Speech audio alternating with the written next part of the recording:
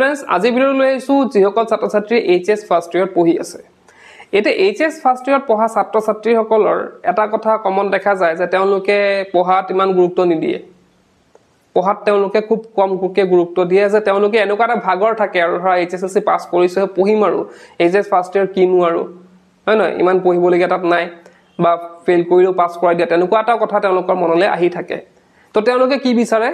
অলপ ৰেজ বিচাৰে আৰু তেওঁলোকে ইমান মনোযোগ নিদিয়ে এটা এইচএস ফাৰ্ষ্ট ইয়াৰত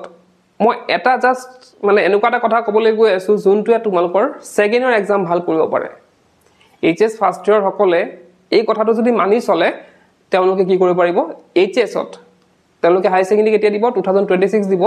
সেই এইচএস 2026 ত তেওঁলোকে এটা ভাল ৰিজাল্ট কৰিবলৈ পাৰিব কামটো কি কামটো এনেকুৱা যে তোমালোকে যেহেতু বহুতে সায়েন্সৰ ষ্টুডেন্টক চাও যে তেওঁলোকে ধৰা তেওঁলোকৰ 6টা সাবজেক্ট থাকে এটা বাদ দিলু 4th সাবজেক্ট বাদ দিলু তেওঁলোকে ফিজিক্স কেমিষ্ট্ৰি বায়োলজি আছে ধৰা তেওঁলোকে তাতে গুৰুত্ব দিয়ে এই যে ইংলিশ আসামিজ বা ইংলিশ অলটি তেওঁলোকে ইমান গুৰুত্ব নিদিয়ে এটা এটোৱে পৰামৰ্শ তোমালোকক এইচএস ফাৰ্ষ্ট ইয়াৰ সকলক এটোৱে পৰামৰ্শ যে তোমালোকে যদি ভাবিছা যে মই ফাৰ্ষ্ট ইয়াৰটো ইমান নপঢ়ু বা ইংলিশ আসামিজত ইমান মন দিয়া নাই তো তোমালোকে এটা কি কাম কৰিব পাৰা এইচএস সেকেন্ড ইয়াৰৰ তোমালোকে কি কৰিব পাৰা ইংলিশটো ইংলিশ আৰু আসামিজ বা আসামিজ নহলে অলটি সেই দুখন কিতাপ তোমালোকে কিন্তু ফাৰ্ষ্ট ইয়াৰতে কমপ্লিট কৰিব পাৰা এই দুখন কিতাপ যদি ফাৰ্ষ্ট ইয়াৰত কমপ্লিট কৰি দিয়া তেতিয়া সেকেন্ড ইয়াৰত তোমালোকে কিন্তু ভাল ৰিজাল্ট এটা কৰিব পাৰিবা কেনেকৈ পাৰিবা এটা বাকিবিলাক সাবজেক্ট মই স্কিপ কৰিব নকও বাকিবিলাক সাবজেক্ট কি হয় ৰিলেটেড হয় এটা ধৰা ফিজিক্স কেমিষ্ট্ৰি ম্যাথছ আছে বা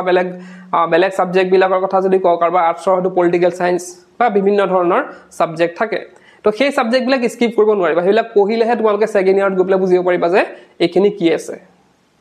এটা এইখিনি আমি যদি ইংলিশ আৰু আসামিজৰ কথা কও হেতু কিন্তু ৰিলেটেড নহয় সেকেন্ড ইয়াৰ ৰিলেটেড নহয় গতিকে এনেকুৱা নহয় যে ফাৰ্ষ্ট ইয়াৰত মই গোটেইখিনি পঢ়িব লাগিব ভালদৰে পঢ়িলে সেকেন্ড ইয়াৰত মই বুজি পাম তেনেকুৱা নহয় কথাটো তো তোমালোকে যদি হে স্কিপ কৰিব বিচাৰিছা এনেও তোমালোকে মন নিদিয়ে বাৰু মই জানো ম্যাক্সিমাম ছাত্ৰ ছাত্ৰী হে ইংলিশ আসামিজত মাথা নেমাৰে ইমান আৰ্টছৰ ষ্টুডেন্ট বাদে ইমান মাথা নেমাৰে গতিকে এটা এডভাইস দিম যে তোমালোকে কি কৰা সেকেন্ড ইয়াৰ যোনখন আসামিজ আৰু ইংলিশ আছে সেই কিখন পঢ়ি থৈ দিয়া এটলিষ্ট চ্যাপ্টাৰ কিটা তোমালোকে কমপ্লিট কৰি থৈ দিলে ফাৰ্ষ্ট ইয়াৰত যদি তোমালোকে আসামিজ আৰু ইংলিশ বা অলটি কাৰ আছে অলটি এই দুটা সাবজেক্ট যদি তোমালোকে এতিয়া কমপ্লিট কৰি থৈ দিয়া পিছৰ অৱস্থাত যেতিয়া এইচএস সেকেন্ড ইয়াৰ উঠিবা তেতিয়া তোমালোকৰ দুটা সাবজেক্ট কমি থাকিব তেতিয়া কি হ'ব তোমালোকৰ দুটা সাবজেক্ট কমি থাকিব আৰু বাকি তিনটা তোমালোকে পঢ়িলে হৈ যাব 4th সাবজেক্টটো বাদ দি পেলাই বাকি তিনটা যদি তোমালোকে ভালদৰে পঢ়া খেখিনি হৈ যাব আৰু বাকি ইংলিশ আসামিজটো মাজে মাজে ৰিভিজন দি থাকিলে হ'ল তো এইচএস ফাৰ্ষ্ট ইয়াৰত যিসকলে পঢ়া নাই যিসকলে ভাবিছে যে মই মানে নপঢ়ু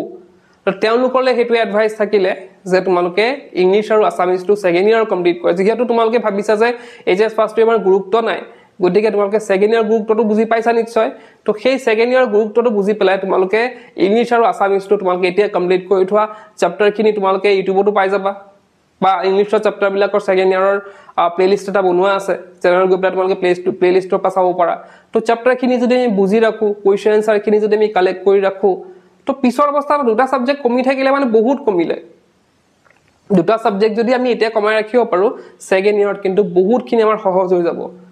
খালি আমাৰ তিনটা সাবজেক্টে পঢ়িব লাগে আৰু দুটা মাজে মাজে ৰিভাইজ কৰিব লাগে তো এইটো প্ল্যানিংত যদি তোমালোকে যোৱা এইচএস 2026 ত তোমালোকে এটা ভাল ৰিজাল্ট কৰাটো নিশ্চিত